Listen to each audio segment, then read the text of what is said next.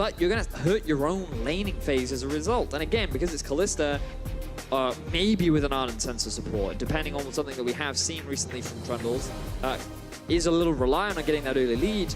But this time around, we will see Exile on a comfort pick. We know this guy has had mixed performances on Vladimir during the laning phase, but he always seems to have those good team fights. It's definitely the case. You saw it against TSM at Rift Rivals. Yes, he struggled early on, but when it came to team fighting later in the game, we saw it against H2K too. Remember the Twitch, the Vlad, all that against the Baron where they just ripped through H2K in that pivotal fight.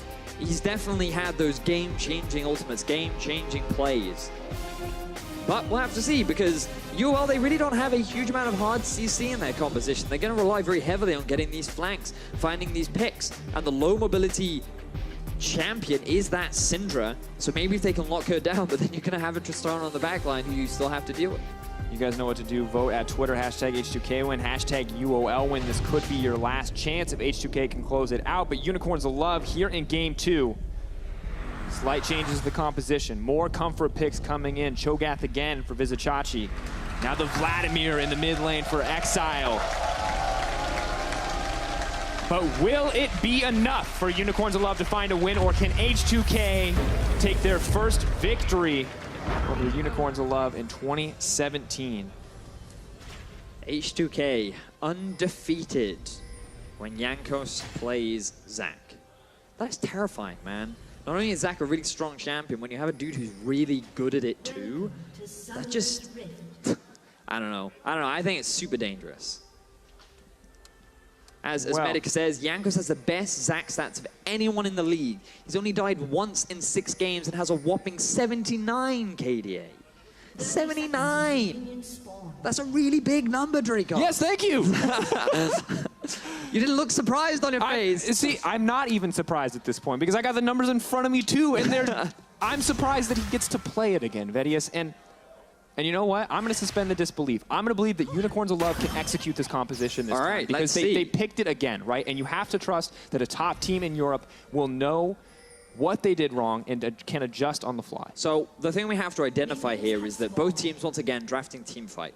H2K, you could argue, a little weaker compared to before because they've replaced the Gnar with the Maokai, who doesn't have the same sort of follow-up engage as a Maokai ulti, but Gnar ulti still, you have a lot of team fight value. And with the Karma, still has a fair amount of team fight value, but still not as strong, arguably, as the Janna in terms of appeal and disengage. So still strong team fighting comp. And for Unicorns of Love, exactly the same, except they're a little reliant on getting an early lead because of Samex playing this Kalista. Interesting, we're going to have to see. Last game we talked about the priority needing to go onto the bottom side. That was the anti-Kalista lane. Things a little bit different with the Trundle.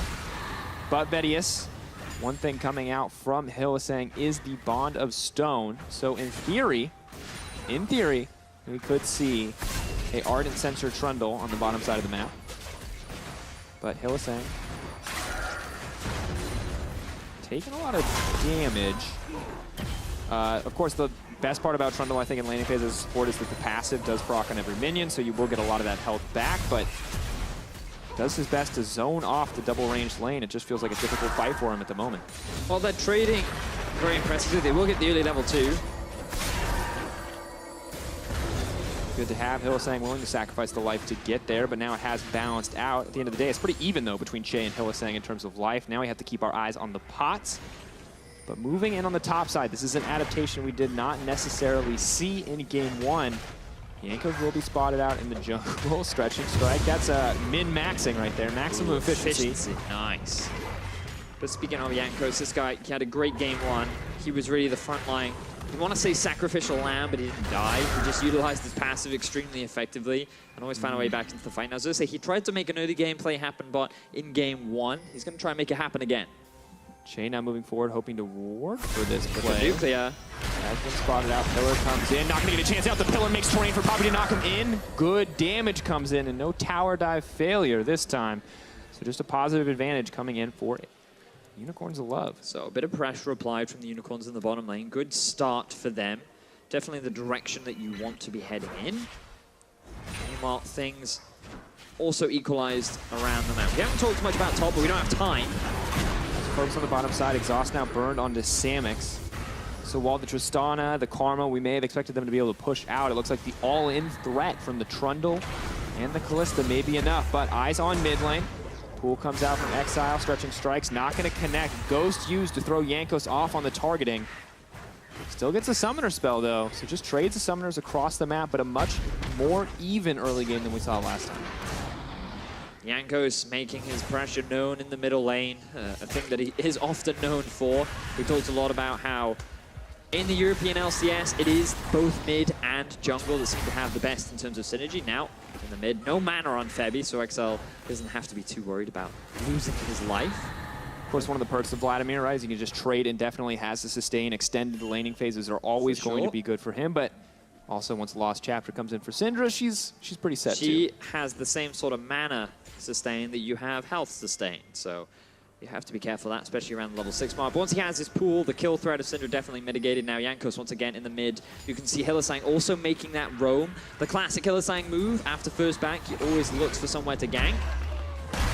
Now moving in. Unfortunately, Pro not going to save him from the initial damage. Red buff proc, so Jankos just throwing down a bit of poke, contesting the vision that Hylissang's trying to clear. Jay also moving with Jankos to help him in terms of vision. XL holding his own in the middle lane.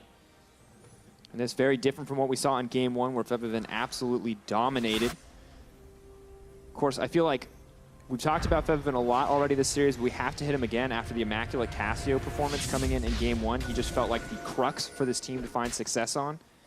I mean, Febiven, you can just see his regular season performance has been impressive. There's been so much debate around who are the best teams in Europe. You know, Caps is definitely one that's been considered very regularly, but Febiven is someone that you can never really underrate. And just looking at some of his Cassio stats from Game 1, 7-1-10 scoreline, 77% kill participation, and his damage rating was plus 38%. He was doing 38% more damage than the expected Cassio, so he's pretty good as a champion.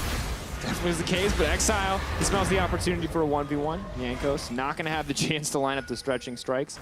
And I have to say, for Unicorns of Love, to give Exile a little bit more comfort in this mid lane seems like a good choice, because clearly we've identified Febiven for his carry potential, and now Unicorns of Love are giving him the same respect. And Exile, he knows the Syndra Vladimir matchup. He's played this so many times over the course of the regular season. But he is falling behind in the lane for now. In his defense, he's been pushing pretty hard. He's trying to force over underneath the tower, and it has not been working out. Pool burned. For the empowered Q for healing, Jankos is on the top side though. Gnar into the wall, the silence just a little bit too late. Vizichachi gonna try to flash to safety. Stretching strike. Connects him to the tower. Will they try to keep this one going? Mini Gnar, the extra sustained damage, but may lack the burst. Jankos could be in trouble, does have the passive. Will get burned under the tower. Cho'Gath may not have enough health to approach safely though. Odoamne just gonna protect his brother in arms here. Cersei now looking for a gank in mid as well. Zoning Febiven away from the tower. This will allow Exile to close the CS gap just a tad. But good gank in the top lane for Jankos. Chachi, he played that as well as he could, but no summoner spells were used from the side of H2K. It will cost Jankos his passive, but in the grand scheme of things, definitely a favorable trade. So, impressive early game from H2K, but you're well, they're not conceding like they did in Game 1. Much more even this time around. The trades on the bot side continue to be quite aggressive, and Jankos just continues to be everywhere on this Zac pick. Fortunately, just lacks the damage to be a reliable threat to Exile at this point in the game. And really, when we look at it, oh, look at that. That's a much more positive record for H2K. So this year has been bad, folks. We cannot lie. H2K has struggled against Unicorns of Love. They have gotten outplayed, but historically, these teams are actually very close in how they've matched up over the years. Yeah, it was great when we chatted to Prolly after the show yesterday, and I was like, oh, you're finally going to get revenge? And he was like, well, I don't know if I'm going to get revenge, because before 2017, we beat UOL a lot, and everyone just seems to forget about that. And I was like, Prolly, that is so 2016. Can we get a little bit more modern? Can we get up to date? And he was like, yeah, okay, fine. We will try and rectify. And that's what they're looking to do, is they set up a defense here for nuclear, or maybe not. Well, I wasn't sure about this. I'm just slowly walking him down, but he's fine. Of course, we've talked about this matchup already between the Kalista and the Tristana, so early itemization probably in the favor of Samix when it comes to the Blade of the Rune King, but interestingly enough, Karma not immediately going for the Ardent Censer, instead opting for the Spell Thieves, has the Sightstone as well, not trying to rush that for any kind of lane dominance. Nuclear will probably give him a stern talking to afterwards. We saw the heated battle between Mithy and Jez's yesterday of who could get their on sensor first, and it was Jez's that won playing the Karma. But it seems like he will take an alternative path. He wants to give Hylissang a chance, perhaps. Delay the power spike of Nuclear. All right. Enough Ardent Sensor. We get enough in solo queue. We don't need it competitive too. But bot lane continues to be interesting. I also really want to talk about top lane because that was one of the biggest changes in the H2K draft outside of mid lane. It has been Ottawamne now getting a much stronger matchup, and we can see the difference it has made for him. Of course, Chachi definitely #1 in a lot of those stats. Statistically, Odo definitely doesn't look like one of the strongest players, but he has been playing a lot more for the team, and he's also been one of the shining stars. You can't forget his Camille game against Misfits, where he was able to turn it around, get that quadra kill. He has been a very big impact, and he's been a large part as to why H2K have found such great success. And he's also another member of the team that you can always rely on to succeed. And bear in mind, he died 1v1 against a Cho'Gath last game, I will admit that. But I feel like overall, he contributes a lot more outside of the lane. And to be fair, one of the stats where he is beating Vizicachi, or I guess losing, depending on how you look at it, is isolated deaths per game. Vizicachi, he plays that more aggressive, more in-your-face kind of style, and it comes with its risks, and that is that he dies on his own a little bit more than is expected. In fact, the most in the, or the second most. Febbin now running, Exile doing what he can, but not going to be enough damage to kill him. Just wants to start to pressure him out of lane. Once again, no mana. No reason to be hesitant on just burning those cooldowns. But Febbin, he's holding his own in this laning phase for the time being. 83 CS to 79, Xerxes has been found. Let's Bounce pulls him out. Move it for a little bit more. Febbin on the side. Hylissang goes at the pillar. Not going to trap Febbin in, though. Che is here as well. Snare lands. Xerxes just going to flash to safety, so it will not connect in the end. And Exile's hunted for blood. Looking to take down Febbin. Can he get it? This could be a big moment for the Unicorns of Love. Oh. No, Karma coming in to save the day. Looks like he can still grab it in. And the flash. The heal from Nuclear. What is this team play? Hey, that was unbelievable! Now we see it 1v1 up in the top lane. Oh, Ottawamne looking for a little bit of revenge, trying to fire back. We'll see if he can get it. Starting to knock down on the turret. I can't even, after that play, Vedius. Odo, he's now in trouble. Here comes Hylissang. Gonna use the ultimate to make sure he's as squishy as possible. Looking to donate the kill over to Xerxes. That's the pickup back in response. Unicorns of Love not gonna give up anything else. Add another isolated death to the counter, Ottawamne. I try to praise you. I try to say you're one of the consistent, reliable top laners, and then you go and die. A little unfortunate there for H2K, but Che, woo, what an AD carry. Unbelievable play Nuclear. in the middle lane. Nuclear, my apologies. My apologies. I was just looking at Che and I was like, my God, what a player as well. Both players been performing exceptionally well in the last few weeks. A lot of question marks as well around. And that's part of the reason why I think when you hear Deficio get hyped about H2K, you can't really doubt it, is because everyone feels like they're playing well on the side of H2K, whereas in the past, it's like there always feels like one player might be underperforming, might be struggling a little bit. Everyone seems to be on point. And unfortunately, Exile, if this was a 1v1, he would have found that kill. He would have found that kill. But the teamwork all of H2K showed up just to keep Febbin alive. My words. I feel like the replay is taking a while because we're going to have some fancy graphics. A cool slow-mo of Nuclear. Slow pan. And die! That's the music that'll come in when... always love you. And so watch, here we go. Febbin, he's losing out on this 1 versus 1, right? Exile, he has a huge amount of damage. He has the bonus damage from his Q as well. Febbin flashes over the wall. Now, keep your eyes on Nuclear coming in from the flank. The clutch shield here from Che, you think the moment he comes out of pool, he's going to die. No, flash, heal, just enough, along with the knockback as well.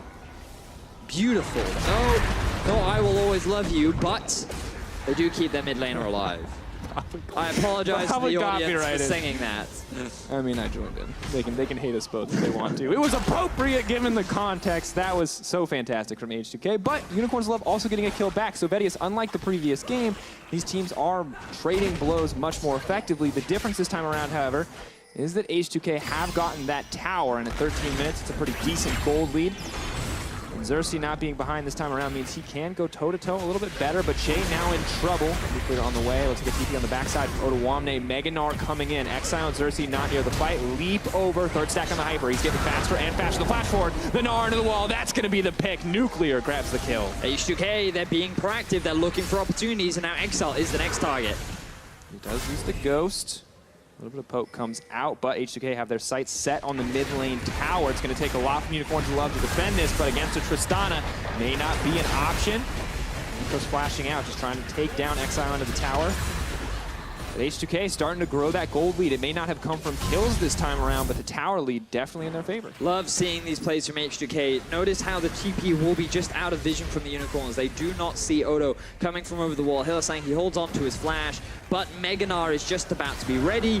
And then Hylissang, he is left for dead. Little that the Unicorns of Love can do as Samix, he's already used his ulti. H2K grouping up as a 5-man unit so regularly, trying to make plays happen, trying to take advantage of this early game. This is exactly what the damage graph tells us, because there are 2 zeros on the side of Unicorns of Love. And that's not that they didn't output damage, that they didn't play the team fight well. They just were not there. Whereas all 5 members of H2K were showing up, were making an impact in this play as a team. And there's one thing that you can always say about H2K, and is that if they have a lead at 15 minutes, my God, do they know what to do with it. Because as you can see on the stats here, when H2K have a lead, they win 94% of the time at 20 minutes. So there's still 5 minutes left for Unicorns of Love to claw that lead back.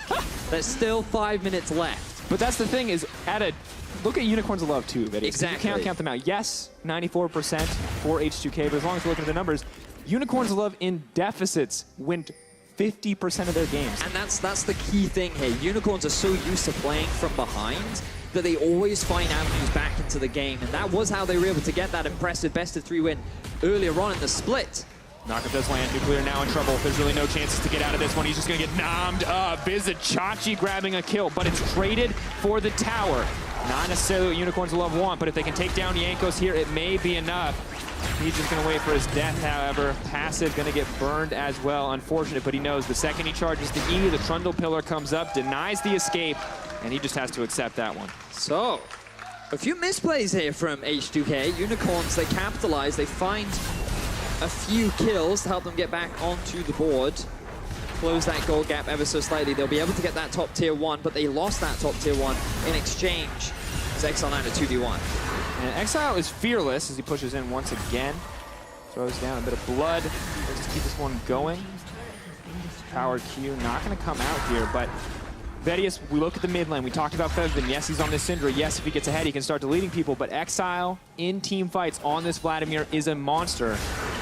Sadly, he has not itemized any armor, so Gnar definitely can still take him out.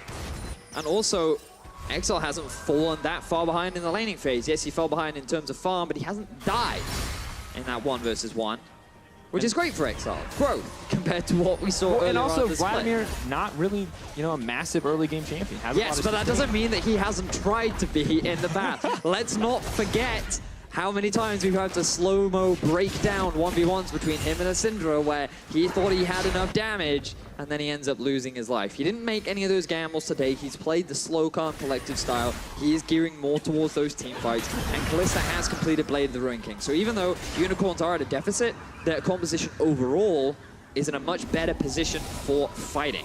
And that's the exciting thing. Unicorns, this is where they thrive. 20 minutes. That's where they always have that big gold spike. That's where they always find those fantastic team fights. So Unicorns, I'm still hopeful that they can find avenues back into the game. And H2K, I'm excited to see how they can challenge it, because right now they still have the lead, they have a strong team fighting composition, and they're ready to challenge the Unicorns. Exile, we get Link's minion pulled back. Pool should be up and available. Protobell to safety before pooling out.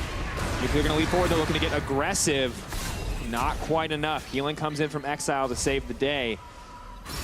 And Vedius, I feel like we praised so much H2K team fighting in the last game, but we have to remember they spent most of the game with the lead because of, well, 1, effective plays on their side, and 2, some mistakes, some over-aggressive moments from Unicorns of Love. And can they perform as well when they don't have quite as significant of a lead? Well, I'm curious as to how Unicorns even force a lot of these fights, because they don't have a huge amount of hard crowd control, and you can just see every time they try to run at the enemy. Oh, Xerxes. That happens. You can't just run face first into this H2K team. They have a Karma. They have the disengage from the Tristana. They also have the Syndra poised and ready to land that stun in your face and just nuke you down. So UOL, they are so reliant on getting this deep vision and finding flanks. And you can see one little ward just near this mid-tier 1 tower that could be used as a flanking opportunity. But besides that, H2K, they're the ones that control the vision. They're the ones that have all these walls littered around the Rift Herald area for now, along with some of the entrances to UOL's jungle. Now little Mininar trying to make it out. Vizichachi trying to run him down. Hop finally comes in, but does have to flash over. Well played by Vizichachi, knowing his strength in this 1v1, and no frozen mallet means that Gnar is still going to struggle. Now, however, Unicorns of Love firing back with an objective of their own. Only 1 tower to 4. Remember that. That is the majority of the gold lead present for H2K, and with this Rift Herald, it almost guarantees Unicorns of Love to get a tower of their own in exchange. Much closer game as we approach the 10-minute mark. You got to remember the stat, though. When H2K have a lead at 20, 94% is their win rate. 20 seconds, Phineas. Can Unicorns of Love get 2,500 gold in 15 seconds? Bated breath. See 100. See a disengage. I see an engage on the Featherman. That could start it. TP does come into the mid lane. We're about to hit 20 minutes. Will the fight kick off? Vedius, 3 seconds. 2, 1. There it is. It's doomed, Vedius. There's no coming back. No, there's 6% chance the Unicorns of Love can turn this one around. No, there's a 50% chance for you. This is the problem with those stats. That's true, yes. 50% chance, Unicorns of Love. Which stat will thrive? We'll Here we find go. out. Odoamne leaping forward. Oh. But equally difficult. Nice Gnar to try to disengage. It's going to get knocked up. Exile, nothing to attach him to with the stretching strikes, but Nuclear just uncontested as he starts to dish out the damage. Ardent Sensor coming in as well a little bit later than we would have liked to see, but it looks like it could be matched on the opposite side by Hillisang. We talked a little bit about it. He has the mastery. He can proc that Ardent Sensor. He will be providing a lot of additional stats through this Kalista as well. And that's what I really like when you go Ardent Sensor with the Kalista too, because while you do consider her to be like an early game, mid-game focused AD carry, she has a lot of value when paired up with that as well. So Odo, he now wants to get a bit of revenge. Vizichachi trying to disengage, Righteous Glory to slow it down. Now, Mega Gnar, a lot of burst damage, but really bad for chasing champions. Does not have the reliable hyper proc, the boomerang to slow anything down, and of course, melee champions just a little bit harder to get into the effective range. But Jankos will profit off of that exchange with the Cloud Drake for H2K. First Drake of the game at 21.5 minutes. No real focus on that. Instead, H2K have prioritized taking down the Dragons. They're going to continue to extend their gold lead. CS still heavily in their favor. Luden's Echo now completed for Featherman too. So itemization looking good across the board for H2K. They have the gold lead, they have map control. Baron's going to start becoming a point of contention between the two teams. But the Unicorns can't count them out with this composition. Looks like Exile, he's going to go for Banshee's Veil in a second. Once that locket is completed for Xerxes 2, that's going to mitigate a lot of the burst from Featherman that he can throw out in these next few fights. And Samux, he's working towards that Runaan's Hurricane. They need to buy a little bit more time, which they should be able to do using this Rift Tower to make. 3 members strong in the mid lane, looks like potentially 4. Yeah, 4 going to be there. Mega Gnar a little far away. Rift Tower going to come in, smack onto the tower. Unicorns of Love is trying to get the setup. That is going to be 1 knock down. Exile hungry to keep the trades going, but Ardent Sensor keeping Nuclear healing up at this point. Sound moving forward. Jankos knocked back the team. Let's bounce. Sports taking the immune to CC. Xerxes. Ultimate knock up lead forward from Exile. Vizichachi wants a little bit more. At least 1 member is going to go down. There's the pool. There is the exhaust. Unicorns of Love. But we're going to start a fight on their terms. Mininar dishing out what little bit of poke damage he can, but there's no burst. Odoamne down! Samux and the Unicorns of Love find their opening. Classic Unicorns of Love. 22 minutes into the game. They don't even have their second items completed, but they see an opportunity. Xerxes gets brought into the team. They feel confident with the knockups and the damage from Exile and Chachi that they can go for the fight, win it, and turn that into a Baron. That 50% chance of coming back from when behind is looking good right now for the Unicorns. Uncontested on the Baron, a Kalista to back it up. So confident in the abilities of his AD carries that Xerxes smites a little bit early just for the burst damage. Samux going to secure that one in the end, and Vedius The gold is even, Dracos. The gold is even. So let's see, Unicorns, they grouped up mid to take down that tier 1. Jankos goes in, and a really good pillar there from Hylissang to force Jankos into using his ulti. Now Xerxes on the front line, he gets a massive shield, and the immediate follow-up from Chachi and Exile. A beautiful silence onto Nuclear means that he cannot jump away, he cannot flash either, he gets shut down. Odo gets pillared up with another great knockup, and the chain CC that's coming out from the Unicorns is fantastic. I said that their engage is not the strongest, but their counter-engage, punishing when H2K cannot find the optimal fight, seems to be fantastic. And while it may be difficult for them to find it, when they do find it, it is insane. The Keeper's Verdict into the silence, no chance to get out. It just reminds me of the Cassio from last game with that Miasma, where the members of Unicorns of Love had no options. It's a similar state now, it feels like, for H2K. And we criticized the draft from the Unicorns. Can they really run the risk of going for this same kind of style with the Poppy in the jungle, the Cho'Gath top? Jankos on this Zac. KDA before this game, 79, current KDA. Oh, because he's died again. Petty, that's a much smaller number. That is a smaller number. It's almost half. It's still insane. It's still pretty big. But of course, a much more contested game. However, Jankos at this stage of the game with Unicorns of Love, I don't think he's worried about his Zac KDA anymore. I think he's worried about closing this out with a 2-0 if he can. Because Unicorns of Love, this is the Unicorns of Love people want to see when you talk about this team. The team fighting, Exile, such consistent performances on this Vlad once he makes it out of the laning phase, and now that we're dead on even, it's anyone's to take, Vidius. Ooh, but that Unicorn squad, the team fighting, it's something that just seems to be so strong when Exile is on Vladimir. Interrupt again onto Jankos. Here goes Exile. This pillar goes forward. Decent amount of MR coming out, though. Not a lot of pen coming in yet from Exile. Banshee's Veil or the Leandries coming soon in terms of itemization. Odoamne going to do what he can to hold the mid lane. H2K not looking to give up any more towers. Only one creep wave pushing in right now for Unicorns of Love. H2K have enough wave clear to clear it, so it looks like Unicorns of Love may not get as much out of this Baron as they would have liked.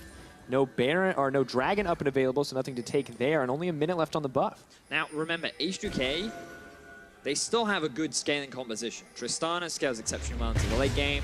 Syndra will have a bit of a rough time if she ever lands a stun. Samix is dead.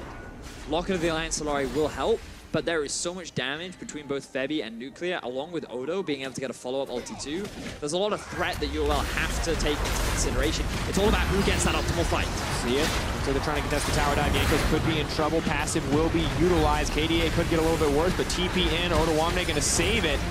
I don't know if that's the right choice, though. Now they have to back off. Jankos trying to make it to safety, but that is the pick Unicorns of Love we're looking for. Now it is the 5v4 as they pressure in on the top side. Febby been doing what he can to disengage, but the Keeper's Verdict is gone. They have Nuclear, they have Febvin. The wave clear is enough. And remember what we said, it's all about trying to find that good fight. In H2K, they engaged a little bit haphazardly. Jankos went in first, Odo's Meganar wasn't ready. Nuclear, I don't even think was that close to the rest of his team. And the Unicorns of Love just immediately sprung onto Jankos. This silence from Chachi is doing so much work, because it means that once you go in, you cannot go out. You cannot use your abilities. So you are well, they're playing these fights superbly. So much value from the CC and the utility here. So here, look, the positioning of Nuclear, he's nowhere near the fight. You cannot engage if you do not have one of your primary damage dealers. They thought they could buy time, but you are well, they just focus down the tower and they know we can go for Jankos afterwards. And you have to wonder, the TP burned there. Was it the right call? Using the TP, not even saving the life of Jankos. And you see in the last fight, I mean, this is pretty much just damage traded. Yes, Unicorns of Love looked like they dealt less damage, but they are the ones able to grab the kill. Level 16 Vizichachi to now level 15 Odo. This front line for the Unicorns of Love is so much stronger. And they're well on their way to delivering Jankos his first loss on Zac. People said they were crazy Dracos, me included. But they are silencing the doubters. They are challenging conventions. Convention, that word. And they are rewriting the scriptures. And Cho'Gath now coming in at 8 stacks, very close to maximum size, going to need 2 more, but only gets scarier. Vorpal Spike's only going to get bigger, making it easy to dish out that consistent team fight damage. And we're approaching the point in the game where single team fights can decide it. Whoever wins the next fight over Baron could break open the base. A full-on 5v5 could result in a Nexus being taken down. 28 minutes, the stakes continue to raise, but it's Unicorns of Love with the gold lead. Unicorns of Love with the advantage after suffering so much in the early to mid game. Now firing back here, the Baron of their own. H2K, though, they continue to stall. Their wave clear is pretty good. They're controlling the side waves. They're just buying time, but they know that they're going to have to fight Unicorns of Love around that Baron area. Well, they're happy to buy time. They're looking to continue their control over the vision. Once H2K come to them, that's when Unicorns can say, ooh, what you gonna do now? How do you challenge us? Vedius, I love your theoretical player dialogues. Yeah, that's what I imagine, because that's what I say. Yeah, what you gonna do now? Like, that's the thing, is people hear you on air and they're like, you know, he's pretty calm, he's pretty relaxed, sometimes he gets a little weird, but they don't understand how much trash you talk when you play League of Legends. You are the most offensive person I have ever. Whoa, not in I'm game, not toxic. not in game, I'm he's definitely not toxic, but he's a little toxic. I talk a lot of smack. You talk a lot of smack. There you go. Oh, the flank. Disengage. Vizichachi gonna look to get a little bit more. Can he keep this going? Jankos wants to just knock him back out of the fight. Good plays coming in from Jankos, but it's not gonna stop Exile from getting onto the back line. The disengage coming out from H2K. They take down Oruwamne, but they haven't gotten anyone else. Unicorns of Love in control. Is this going to be the pick that lets them break open the base? Exile, he's just running behind the towers with Hylissang. They feel good. They feel strong. One of the big frontliners is down for H2K. Baron spawning in 10 seconds, but Odo, his TP is available. Let's see. Do H2K want to try and contest this, or are they just going to leave it to the Unicorn? Let's take stock. Kalista has the Ren. The Smite is available for the Poppy. No feast for the Cho'Gath. They can take it down with the Mountain Drake backing them up, but it won't be quite as quickly as they need it to be because Jankos is alive and well. Hylissang doing what he can to disengage, but Xerxes has the steadfast presence. He has ways to deny him into the pit. H2K, maybe they can't get the Baron, but maybe they can take the fight. The sidestep moving forward. Baron dropping for the Unicorns of Love. H2K backing off. Are they going to keep the fight going? Jankos leaping forward. Steadfast presence to block him out. The counter engage you talked about, Vedius. Unicorns of Love are not giving H2K an inch. Oh, beautiful response from the Unicorns of Love. Chachi with the silence, the pillar there from Trundle, and this is the fight that happened earlier on to allow them to take it. So Chachi, the deep vision coming out, allowed him to get the flank. He gets a knocker onto Jankos, but then he lands the crucial silence onto both Febi and Che. And again, the crucial thing here is Nuclear still is not in the beginning of the fight because it goes on Unicorn's terms. With the pick available to them, they get the kill, they translate that into the Baron, and then the use of silences, the use of pillars, the tools that they built to try and stop this deck from engaging, you can now see it all come together and how the Unicorns are making it work so fantastically. Absolutely. Now a 6K gold lead backing them up as they take their 5th tower of the game. May look to take their first inhibitor here, but it's still a tough road. Just on at level 14, a lot of additional range. Decent wave clear coming in across the board for H2K, even in the face of that Baron buff. For one volley, one keeper's verdict could change everything. They are going to knock Oruwamne out. Left bounce comes in, but it may not be the right timing. Jankos will look for the auto attack to connect. Not enough time on the stretching strikes. Both teams ready to fight at a moment's notice. But Unicorns of Love, they need a pick to get close enough to that tower. Samix is so wary of Febivan landing a stun onto him. The possible risk of him losing his life is not something that he wants to commit to, so they have to continue playing slow. And Vedius, you can see in the itemization, in the Hex Drinker, in the Phantom Dancer, very clearly he is aware of what will happen if Syndra gets into that 1v1 scenario. So now, Unicorns, they're moving to the bottom side of the map. They're forcing H2K to come with it. Much easier to force a play with Odo in a bad position. Moves to safety, Pillar not going to interrupt, Rupture not going to connect. Once again, Unicorns of Love just rotating between each of the lanes, contesting with every major wave.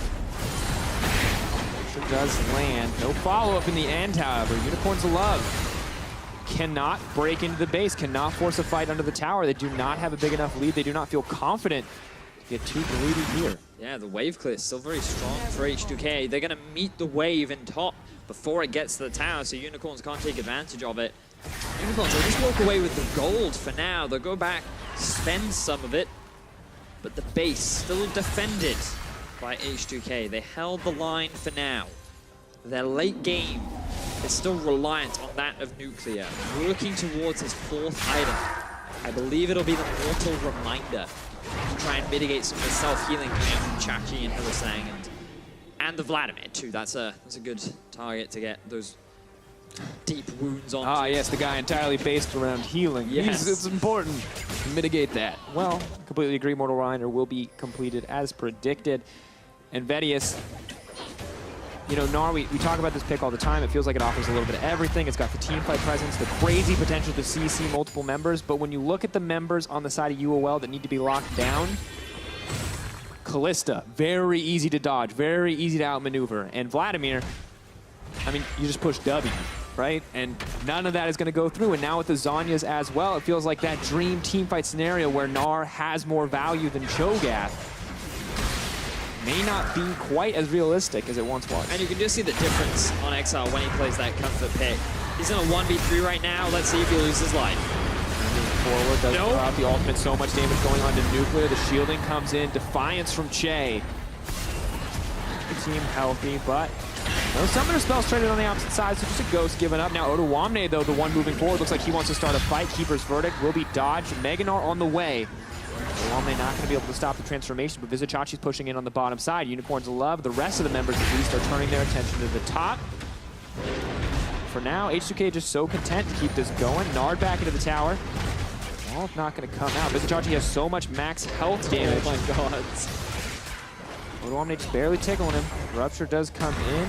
Yanko's hoping to get this one. The rest of the Unicorns love are split up. If they can take down Vizichachi here, it could be big. They are just going to force him back. Happy to get just the flash. Not looking to push for anything more. But now 3 members could be uncontested on the top side. There is no Baron buff to back them up, though. A nice scatter of the week from Fevin will stop them from approaching the tower. H2K small advantages, but they have to be careful. They cannot afford to overextend. There goes the ult. Lockett gonna keep him safe, but the stun Odoamne's moving in. Ooh, oh my god! Running escape. Now Exile moving forward. The pool has come out. This could be the biggest fight for the game. Nuclear untouched. Exile in trouble. Unicorns backing off, and he's just gonna drop. Wow. Tense series of events right there. A lot of small skirmishes leading to one big fight in the top lane that could have been massive for H2K, but amazing mechanics there from Xerxes, being able to escape with his life. Exile thinks, oh, we can turn around, go for the fight. Didn't have his ulti available. See, now it is up and ready, but in that exchange, if he'd been able to get his health back, maybe could have swung. But the locket, along with the, was it the wards? Or does he, he gets vision from Hillisang that allows him to go over and smite it. Great setup. And Exile, he sees the TP coming in. He also knows that he has the empowered Q. He thinks, I can go for this. Unfortunately, he misreads the situation and gives away his life. So they lose one member, but UOL, they still hold on to the gold lead. They're still yet to break into the base of H2K. That next Baron is going to be a necessity for them to close the game out. And if that pick happened around Baron, that would have been disaster for Unicorns of Love. But luckily for them, the small mistake from Exile, maybe the moment of over-aggression, or maybe him just getting caught, does not cost them much. In fact, they get the Cloud Drake, but the exchange is that H2K continue to hold on to their base. And Vedius, yes, this is a 5K gold lead, but I feel like these teams are just going to be about dead even. When it comes to these fights, it's going to be about who can out-execute. To me, it's all about who gets the correct engage. UOL, they want to flank, or they want H2K to engage and miss that primary target. Because then they can go on the counter engage. And that's where their composition is really strong with the Trundle Pillar, with the Kalista mobility, with the Poppy knockback too. There are a lot of options available to them, but H2K, if they can just start that great fight, if Jankos can get onto, say, Samus and bring him back into his team, Odoamne with a big multi-man ulti, the Tristana damage is real, the Febby damage is real. It's just about who can get the optimal start. And so far, Unicorns of Love have been the ones to always punish the failed engages from H2K. But that doesn't mean that H2K cannot get that fight to win the game. Vizichachi running forward. Force of Will just trying to push him back for now. Branduin's Omen, Righteous Glory. If Vizichachi gets in, there's no getting him out of that fight. And there's no getting away either. A lot of slow options. For Unicorns of Love, it always starts and ends in the mid lane, so it feels fitting here that they're willing to fight what could be a final fight. Face of H2K, Vizichachi Moving forward, Oduwamene stunned up in silence. He will get Mega Gnar momentarily. He's not going to connect with the ultimate. That could be massive for the Unicorns of Love. Big miss. Rupture connects. Looking for the disengage as Exile gets pushed out of the fight. Yanko's trying to run as well. Momentum in the favor of Unicorns of Love. Hillisang thrown back into the fight. Exile untouched. Unicorns of Love, a beautiful fight. A startling engage. And that's going to be yet another Baron in their favor, but they've had enough of the Purple Worm. It's the base that's in their sights. It was Prawley who said Unicorns of Love, they're not exceptional at team fighting, but the Unicorns say, nay, yes we are. Once again they win the fight, once again they punish the misplays from H2K, and they're looking to take us to a game 3. We called it insanity when they tried the same comp, but this time things were different. This time Unicorns of Love executed beautifully, and now Vedius, I can't believe it. After that game 1, Unicorns of Love are turning it around. H2K hoping to hold on to the Nexus. They might actually be able to do it. Samic's hitting it for free, but no, Unicorns of Love, they're taking us to a game 3.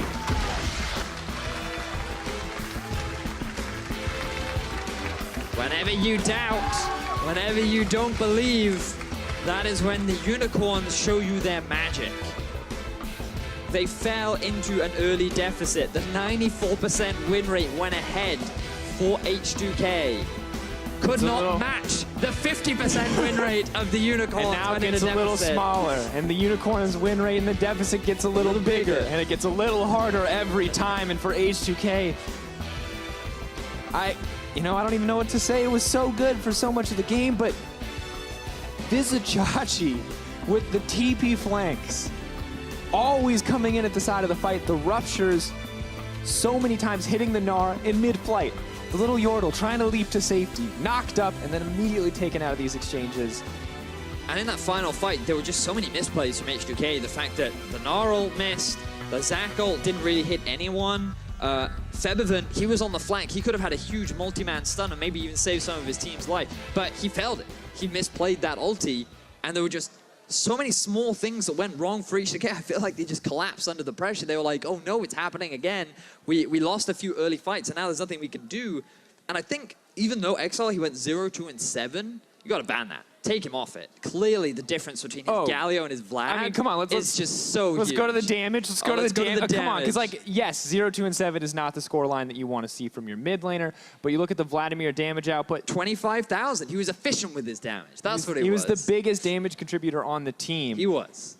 Right behind Vizichachi, or right ahead of Vizichachi. So Cho'Gath, the Vladimir, Kalista, it looks like Unicorns of Love found something that works for them, and Unicorns of Love have now taken us to a game 3. Let's see what our analysts have to say about that win.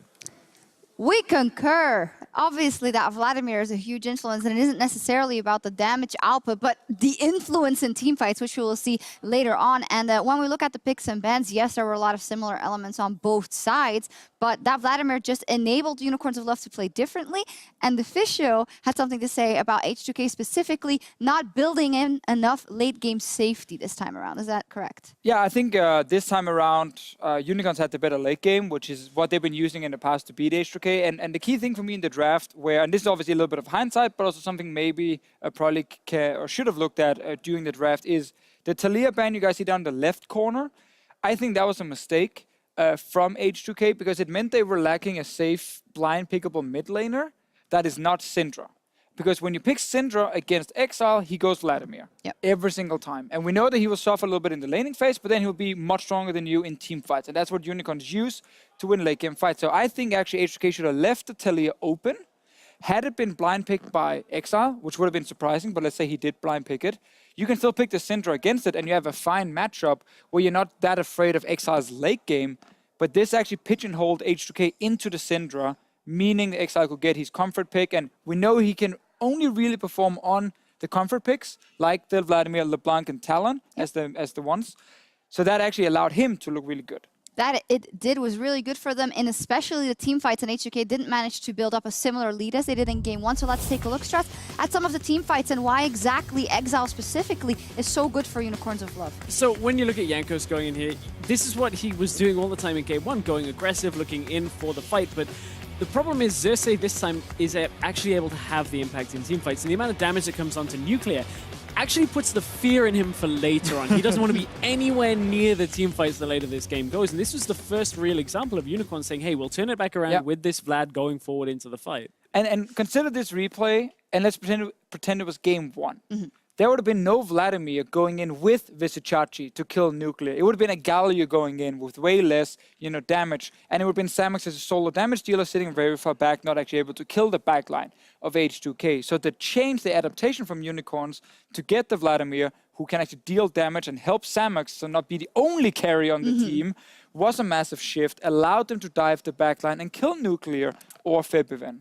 And because of how many fights there were like this in the mid lane, there were a few key ones. It actually meant Odo Amne had used his TP a few select times, so he couldn't play the side lane. He couldn't do what Na wants to do at that later point in the game and say, okay, let me have some time and then I'll TP into fights, because Unicorns were like, no, we're just going to start the TP anyway ourselves, get you into a fight. And Odo Amne didn't have the presence on the Na either.